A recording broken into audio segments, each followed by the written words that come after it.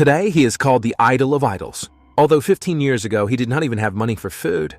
As a teenager, he left his mother's house, taking only a mattress with him, but soon bought her a new apartment and a car. He changed music without having a single hit at the time, and when they appeared, they stayed on the charts for years. How did he reinvent R&B and make millions fall in love with it all over again? How did he make Jim Carrey voice the afterlife? How did a Canadian of Ethiopian descent achieve the American dream? And finally, how did Abel Makonnen Tesfaye become the new king of pop? You are on the Truth Chronicles channel, and today we will tell you the story of one of the most successful musicians of our time, who everyone knows by the name of The Weeknd.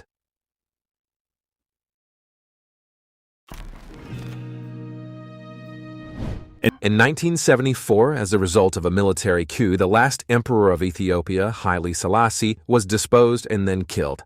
Power passed into the hands of a group of rebels. Among them, there was a man who would very soon be called the Butcher from Ethiopia and Black Stalin. In reality, his name was Mengistu Mariam, and during his 10 years of reign, the country descended into chaos. There were no investigations in courts. People were killed simply on the streets for any suspicion of counter-revolutionary struggle. Thousands of people were looking for any way to escape the country. Among those who managed to escape from the mad dictator and the Red Terror were the parents of our today's hero, Samrawit Haile and Makonnen Tesfaye, as well as his grandmother. In the early 80s, they were very lucky to move to Canada, where they settled in the quiet neighborhood of Scarborough, in the east of Toronto. There, on February 16, 1990, Samrawit and Makonnen gave birth to their only son, Abel Makonnen Tesfaye. Abel's parents were never married and separated before the boy was 2 years old. Later, he will say the following about his father. I saw him vaguely when I was 6, and then again when I was 11 or 12, and he had a new family and kids. I'm sure he's a great guy. I never judged him. He wasn't abusive. He wasn't an alcoholic. He wasn't an asshole. He just wasn't there. His mother, Samrawit, raised her son along with her grandmother and devoted all her free time, that wasn't so much, to him. The woman worked hard, rarely had only one job, more often 2 or 3. She was a nurse, also worked in the food industry, managed to attend evening school, and devoted all her free time to her son. His grandmother, who did not speak English and communicated with him in her native Amharic language, also spent a lot of time with the boy. By the way, Abel mastered it earlier than English, so as a child, he liked to listen to the famous Ethiopian singer Starboy, who sang in Amharic. This language will later become the basis of his work, the reason why it sounds like that and not otherwise.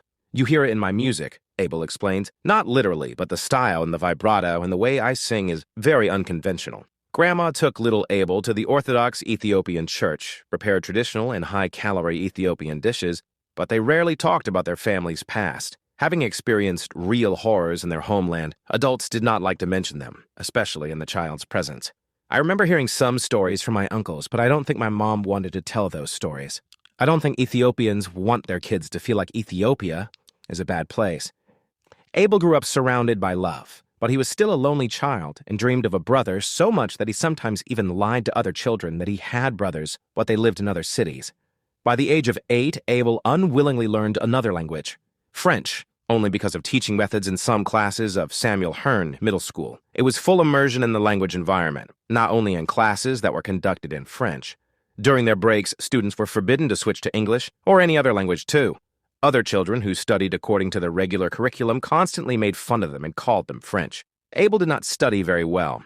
He was a quiet, calm, even introverted child who preferred to spend time not with textbooks, but in front of the TV. He also did not like the piano lessons that his mother enrolled him in to take. Even the pop music attracted him much more than classical music.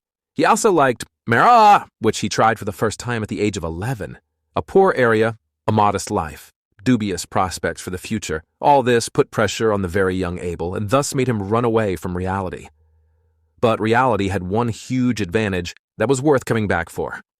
It was music. When The Weeknd became famous, only the lazy did not say that a strong Michael Jackson's influence could be sensed in his music and behavior on the stage. Abel never denied this. Moreover, he said that it was Jackson's music that influenced his desire to sing. People forget, We Are the World is for Ethiopia. At home, if it wasn't Ethiopian music, it was Michael. He was our icon. The song Dirty Diana inspired him to try to write his own lyrics for the first time. Abel grew up in the golden era of R&B, which also strongly influenced his taste in future style. The music of Timbaland, Missy Elliott, the Neptunes was everywhere. Very soon, hip-hop was added to his favorite genres. This was influenced by the first 50 Cent album, which was released when Abel was 11 years old.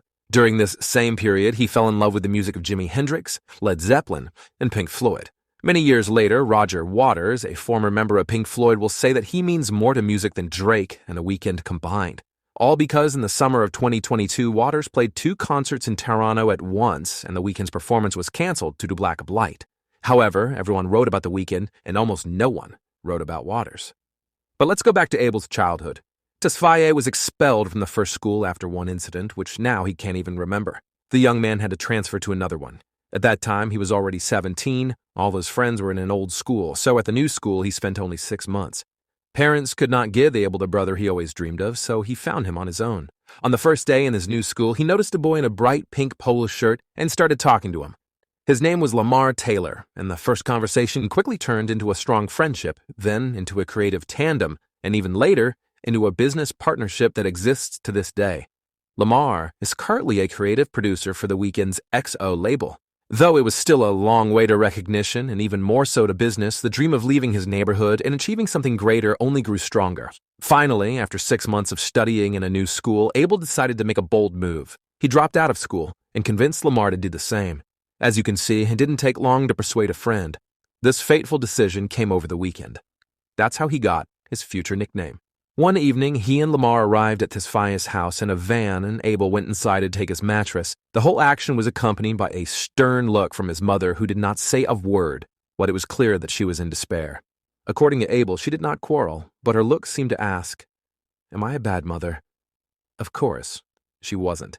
Abel always said that all the best in him was passed down from his mother, but at that moment he decided to do his own thing, without taking into account the opinion of such a close person. If the video didn't end there, then he made the right choice after all.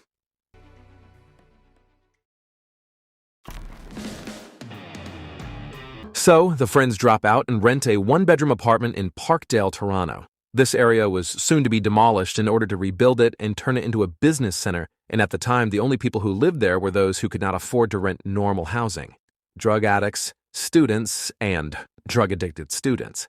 Their apartment cost $850 a month, but even that kind of money they almost never had. During the day, friends wandered around the district, stole food from supermarkets, spent the night in cheap bars or at parties at friends' houses. And of course, they dreamed of how one day everything would change. Every earned penny was immediately spent on alcohol and something stronger. They used everything that could be bought on the street. As you understand, these were substances for every taste. Apparently, because of the constant parties, they were kicked out of the apartment very soon, so the lack of money was added to the lack of a roof over their heads. This was not a problem for Abel. His innate charisma, seasoned with false words about love, attracted women, and he could travel from one bed to another for months. If he was realizing that he had nowhere to sleep that day, Abel would remember the girls he met at parties and spent the night with them.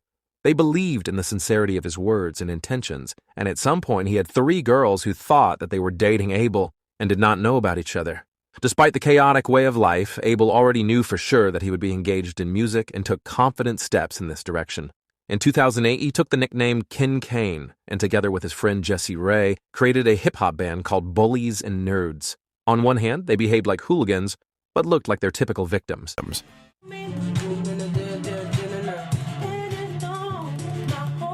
Of course, they didn't have money for professional recording, so they performed for free at parties, freestyled in kitchens, and wandered around the streets at night, dreaming of success and trying not to get noticed by the police. Abel spent most of this time at the bottom. If he wasn't high, he had a hangover. He did not communicate with his mother for 2 years. There was always a lack of money, so he had to get a job at an American Apparel t-shirt store. In a few months, his colleagues would be listening to music from a mysterious newbie who they would find on MySpace without even suspecting that they were his colleagues. During this period, soberness was synonymous with unhappiness, so he avoided it by all means. The only thing that brought him pleasure was music. At first, Abel tried to prove himself as a songwriter. He wrote a large number of demos about his crazy everyday life, which he tried to sell to local artists, but no one wanted to sing his songs. It just wasn't conventional like R&B was at the time, The Weeknd explained. And then I tried to be a little bit more experimental to see if people wanted a new sound, and nothing was connecting, so I said, "F it, let me just sing it myself." And only one person helped turn his drafts into full-fledged music with a recognizable style. His name was Jeremy Rose, and he was a young musician who not only saw something in Abel, but immediately wanted to work with him. Quickly became close, started meeting every day, and recorded several demos together, which would later be included in the Weeknd's first release. In his interview with Vice, Rose said that at first he liked working with Abel, but as time went on, there were more and more creative differences between the musicians, and the issue of money was coming up more and more often. Abel offered Jeremy to become his producer, but he refused because he understood that he'd have to work for free. After receiving the demos, Abel refined them, wandering from one familiar musician to another, and in the fall of 2010, his friend Lamar released the first 3 songs on MySpace and YouTube. They hardly expected success. The songs were accompanied by black and white photos of half-naked women. Tesfaye's face was nowhere to be seen, but the songs were already signed under the pseudonym of The Weeknd. One letter was removed to avoid accusations of plagiarism, as a band with the same name already existed in Ontario. To their surprise, all the songs were successful. 2 weeks later, one of the songs, What You Need, appeared on the popular music review site Pitchfork as Best New Track. Despite the initial success, almost no one knew who The Weeknd was. That all changed after Drake posted those songs on his label's blog, making The Weeknd tens, if not hundreds of times more famous. His popularity grew. People started writing and talking about him. But The Weeknd remained anonymous, which only increased interest. Everyone thought it was part of his image, but later Abel admitted why he refused to give interviews. Me not finishing school. In my head, I still have this insecurity when I'm talking to someone educated. I don't want them looking at me like this. No disrespect. An important reason why the artist remained in the shadows for a long time was that he was afraid that people would start judging him not by his work, but by his appearance. So it worked in my favor, and then it became a gimmick, he said. No one else was doing it at the time, so it was a breath of fresh air. And then the mythology and the mystique of it ended up becoming as interesting as the music. I tried to ride that wave as much as I could. In the internet age, it's impossible, but I got a few years in. But time passed, and maintaining anonymity became more and more difficult.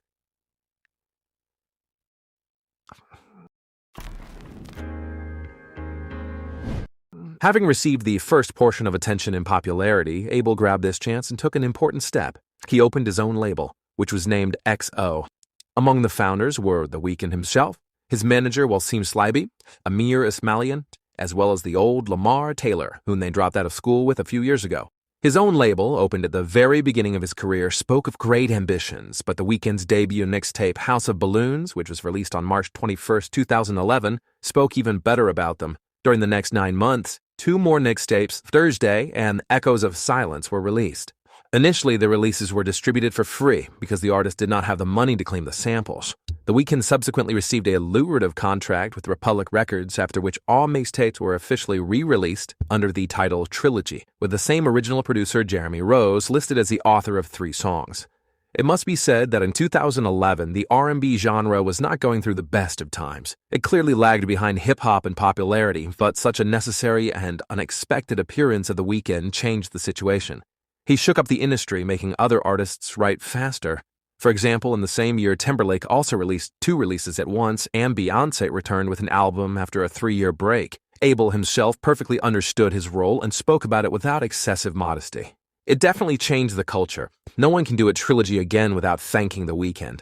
I'm not going to say any names, but just listen to the radio. Every song is House of Balloons 2.0. From a musical point of view, these releases could be described in 2 words. Dark R&B, although this, of course, did not fully reveal his music.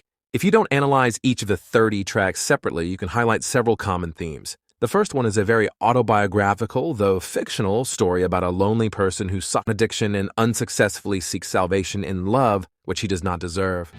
Bring your love, baby, I could bring my shame. This is haunting, depressing, disturbing, but at the same time tender and sincere music which deserves the status of one of the best debuts in history. No wonder The Weeknd is called the idol of idols, and you will soon understand why.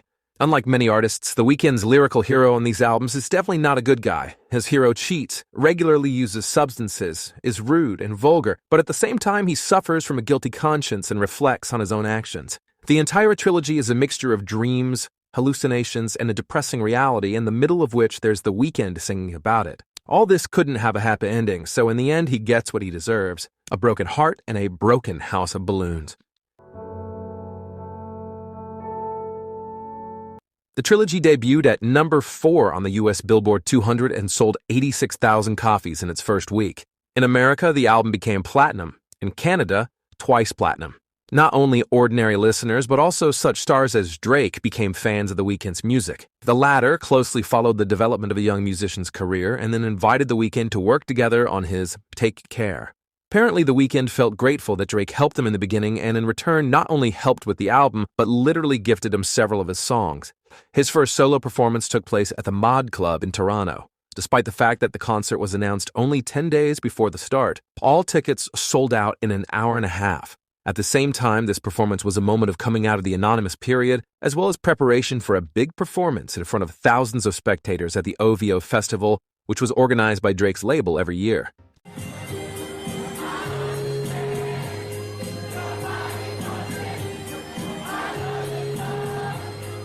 Despite the fact that creative differences and The Weeknd's reluctance to sign a contract with Drake's label partially spoiled their relationship, at that time both made the most. The Weeknd significantly expanded his audience, and the album Take Care, on which they worked together, became one of Drake's most successful works.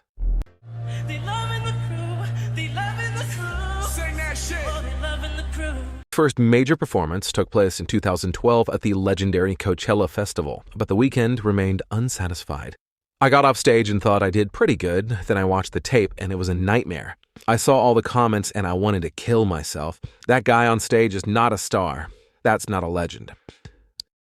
The main thing was that The Weeknd did not just remain dissatisfied, but began to take dance lessons and did not go on stage without many hours of rehearsals. Soon his performances turned into a show, and The Weeknd looked on stage as if he was born for it.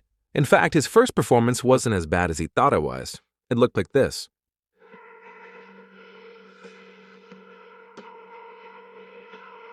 The Weeknd toured European music festivals with Trilogy.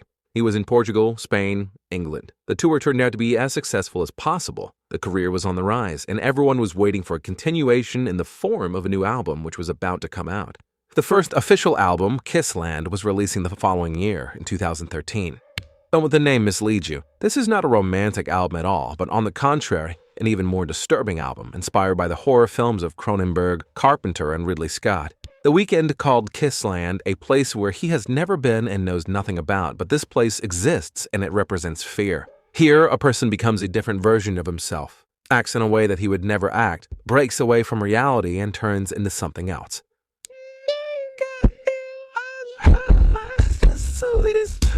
Interestingly, there is no guest on the album other than Drake. Instead of looking for star collaborations, The Weeknd isolated himself from everyone, buried himself in his own world, and continued to explore the themes of addiction, loneliness, and sexual obsession. And although this album was commercially more successful than Trilogy, taking second place on the Billboard 200, the reviews were mixed. They wrote that conceptually the new album was too similar to the previous release and more attention was paid to storytelling than to the music itself. Later, The Weeknd also admitted that he wasn't too happy with this album. There were several explanations for this. First, he made 3 releases in 1 year, helped Drake a lot with the album, and was exhausted when he wrote Kissland. Still, it was a solid full-length debut that sold 270,000 copies and started The Weeknd's ascent to the mainstream. What do you think of the artist's first album? Share your favorite songs with us in the comments. Unlike many artists who rose from the bottom, Abel was not going to play the king of the underground and understood that he needed pop songs. You could not become a star without them, so it was necessary to move in this direction. Abel wrote 2 soundtracks for the movie Hunger Games, Devil May Cry, and Elastic Heart, which was created together with Sia and Diplo. Besides working on the soundtrack, The Weeknd joined Justin Timberlake's tour, opening the stage for the headliner. This is how he promoted his album, got used to giant stages, but most importantly, brought his music to people who were not yet part of his audience. An important turning point in Weeknd's career can be considered joint work with Ariana Grande, who also worked with the Republic Records label. In 2014, Monty Lipman, the director of the label, showed Abel a half-finished song, Love Me Harder, and asked if he wanted to participate in it. Abel liked the song but found it too typical, so he rewrote the lyrics in his own style, which made the track darker, and that's how The Weeknd's first big hit was created with 800 million views to date.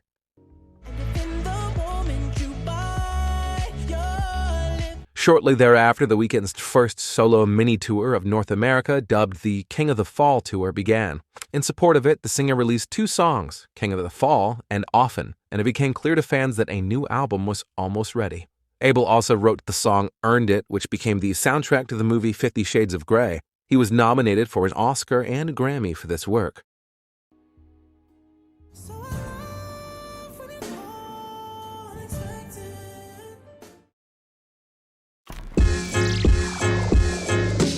The Weeknd, who always wrote honest songs and shared his innermost thoughts with listeners, hated to put his private life on display.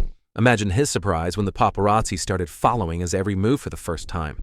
In 2015, Abel was seen in the company of 18-year-old model Bella Hadid, and their potential couple became the subject of discussions and rumors. There was even a created account on the internet which monitored any communication between Bella and Abel's pages, likes, subscriptions, or comments.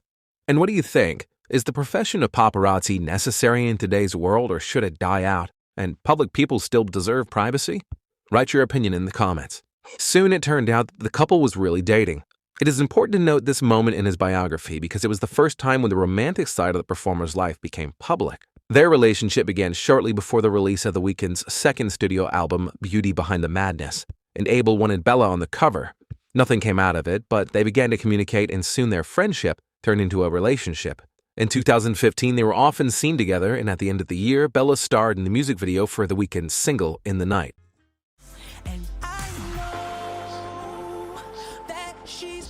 Soon, Bella gave an interview in which she officially confirmed that she was dating Abel. They were seen more and more often. They looked even happier.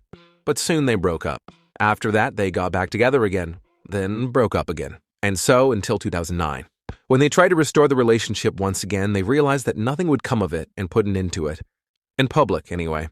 As it was said already, Abel never liked to show his private life, but in 2015, he became so popular that it was almost impossible to hide anything. Then, in this regard, everything only got worse. All along, he was credited with romances with Angelina Jolie, model Giovanna Ventura, singer Chantel Jeffries, and Rosalia. But for the most part, these were just rumors.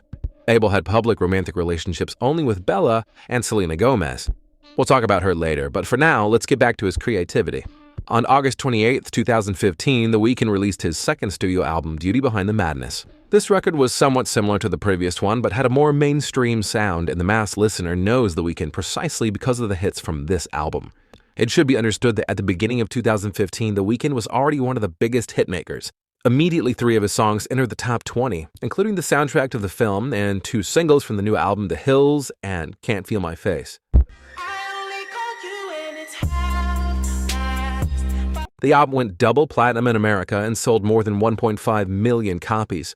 That year, it became the most popular album in terms of the number of streams on all platforms and was nominated for a Grammy as the Best Album of the Year. This release took The Weeknd to a whole new level, beginning as first of a series of major transformations in terms of appearance, music, and lyrics. The Weeknd before was a marginal poet who met the dawn in someone else's bed with a girl he was seeing for the first time. He felt for a long time that it was time to change something, but not only in life, but also in the approach to creating music. This album was the result of abandoning old habits and lifestyle, and it also moved The Weeknd from the smoky room to the center of pop culture. It is necessary to understand that the artist's transformation is not just a rejection of the old image and its change. In fact, this is a logical process experienced by almost all big stars, a rise from the basement to the stratosphere. During this period of his life, Abel was lucky enough to meet the legendary producer Quincy Jones, who worked with Michael Jackson. They met at a bar where 82-year-old Quincy sometimes performed. Abel couldn't help smiling, realizing that such a person was not just sitting next to him, but knew his name. Working in the studio with his friends, Abel often thought about how Jones and Michael Jackson pushed each other to greatness. When Jones met Michael, they were both at the top, but working together not only took them to a new level, but also changed music forever. The Weeknd speaks about this person with admiration. Pulled up to one of my club shows, and when I got off stage, he was waiting on the side, and I was so excited to meet him. In short, The Weeknd made a powerful album and killed 2 birds with one stone. He rehabilitated his unconfident debut and proved that he really is a great artist. The next important stage of Weeknd's creativity was the album Starboy, the peak of his popularity. Here he collaborated with real giants at the stage: Lana Del Rey, Future, Kendrick Lamar, and even Daft Punk. The Weeknd has been a fan of the latter all his life, but never dreamed of collaborating. One day, Abel met Guy Manuel, one of the founders of the Daft Punk band, at a club in Los Angeles, and it turned out that they followed his work and knew who The Weeknd was. Soon they went to Paris, where the band's studio was located, and in 4 days they recorded 2 absolute masterpieces, I Feel It Coming and the main song for the new album, Starboy. It took 2 days per song. What makes this collaboration even more legendary is the fact that only 2 artists in the world have had the honor of being produced by Daft Punk, The Weeknd and Kanye West.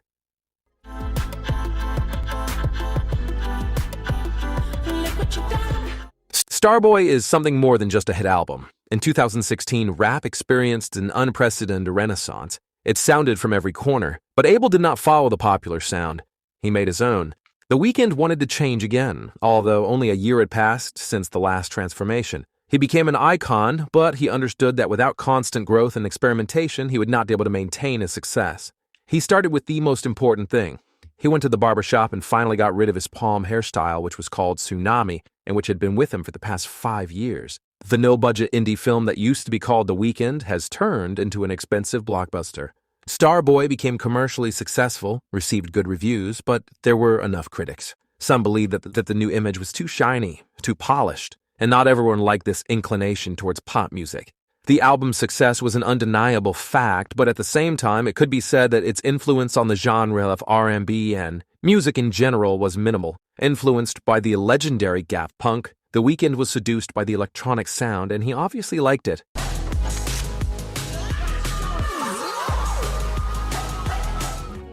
Still, it's a good, strong album that marks the end of Abel McConnen's 6-year evolution from homeless to the world's biggest pop star. Perhaps you won't be surprised if we say that this transformation hasn't been the last either.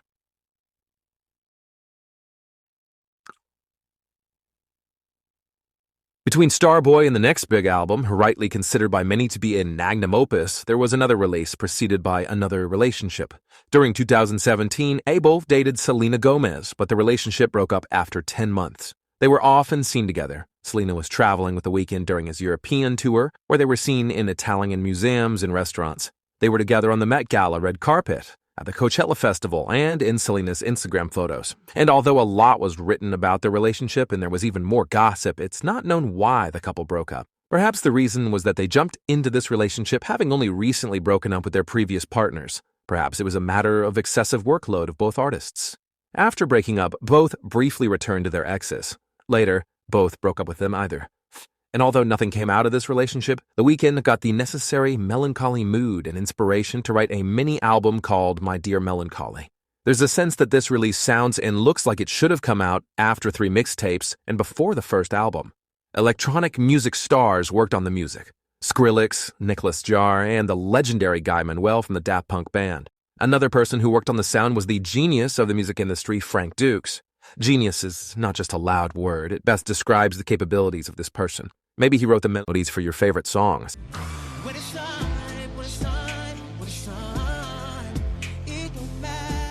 The Weeknd's next big album was released on February 19th, 2020, and was called After Hours. The title refers to the film with the same name by Martin Scorsese, and the total number of references to the world of cinema on the album cannot even be counted. You need to understand that 2020 was not the best time to release albums.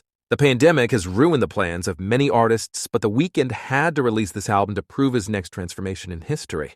You could find love, fear, friends, enemies, violence, dancing, sex, demons, angels, solitude, and togetherness in the night of After Hours. So why did he once again decide to change his style?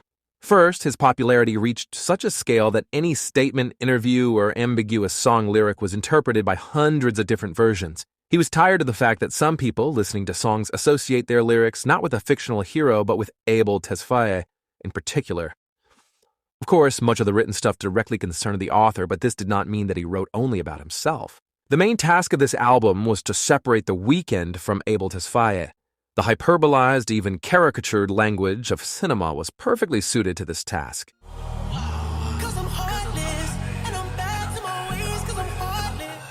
This album is fear and loathing in pop music. The Weeknd deftly balances his beloved 80s aesthetic with his ambitions to be a mainstream hitmaker. It seemed that The Weeknd pleased everyone with this album. Looking for hits? Here you are. There are several of them. The numbers speak for themselves. Do you like rap? Snow Child will suit you. Despite the fact that he sings on, the song is a 100% rap track about rising from the bottom, endless name-dropping, and puns. Maybe you like the aesthetics of the 80s and 90s. A good half of the album is at your disposal. Visually, especially in the music videos, The Weeknd looks absolutely insane on this album. His character is fear and loathing, but at the same time it is impossible to look away from him. To be like him, no. But to watch how he gets insane, absolutely yes.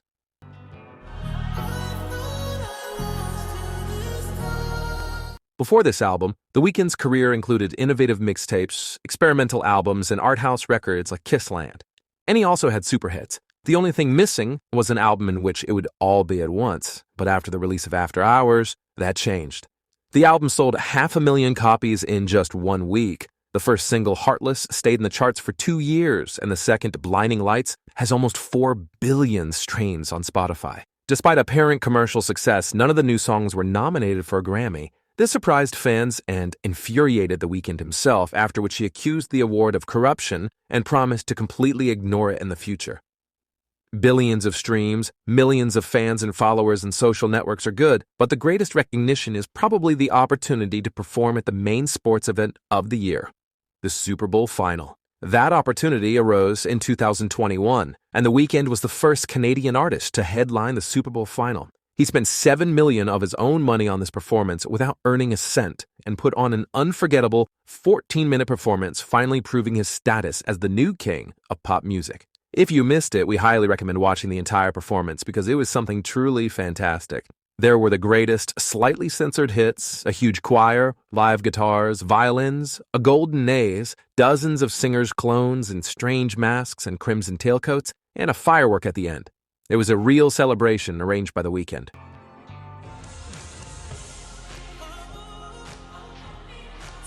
Well, it's hard to forget about the incredible number of memes that flooded the internet right after his speech.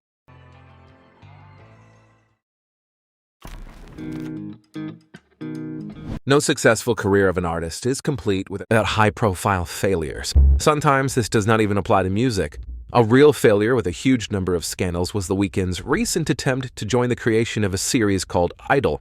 This is an HBO project about a young pop star who starts an affair with a nightclub director.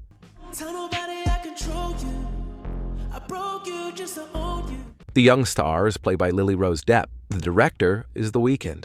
Moreover, he was an executive producer, a screenwriter, and the author of music. The series got a lot of bad publicity before it even came out, although perhaps it should, given its subject matter. When director Amy Seimetz filmed almost all the material, it turned out that the project would begin to be reworked according to the new vision of its creators. The Weeknd himself was apparently unhappy that the finished material showed too much of a female point of view. Amy was replaced by Sam Levinson, the creator of Euphoria. The cast was partially changed. Later, the series was released and completely failed. This happened despite a good and high-quality advertising campaign, good visuals, and a really cool soundtrack. The reviews were mostly overwhelming, but the ratings were low. Everything was criticized. The Weeknd's acting, inappropriate candid scenes, weak script. The least complaints were about the music, but that did not save the series, and it was closed after the first season.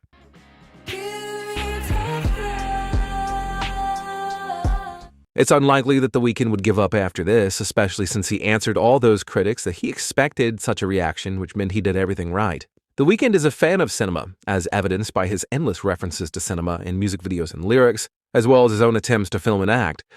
Want to know his favorite movies? Just take a close look at The Weeknd's music videos. There are Casino, Fear and Loathing in Las Vegas, Obsession, Blade Runner, Joker, Mask, and dozens of others among his favorites. Despite the bitter experience associated with Idol, very soon the artist will have a chance to rehabilitate. It is known that The Weeknd is a co-author and producer of Edward Schultz's new film. There are no details yet, but it is known that Ava, Jenna Ortega, and Barry Keoghan will star. But for what he definitely does not need to apologize, it's his last album to date. Many artists use a simple rule. If it works and brings money, just don't touch it and continue in the same spirit. Artists do not change their style for years. They're afraid of experiments, negative reviews, and unsubscribes. Obviously, they become great when they make music for their own pleasure without looking back at the requests of the audience. The Weeknd's latest album, Dawn FM, is a great example of this approach. Having received 0 nominations for the previous release, the artist did not prove to the critics that they were wrong, but on the contrary, delved even more into the aesthetics of the 80s and 90s and continued his party, which was attended only by friends and friends of friends.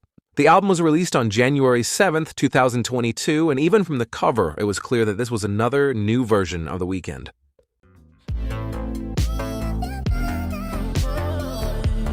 The concept of Dawn FM deserves special attention. In short, it is literally the radio one hears when he follows the white light in the tunnel between life and death.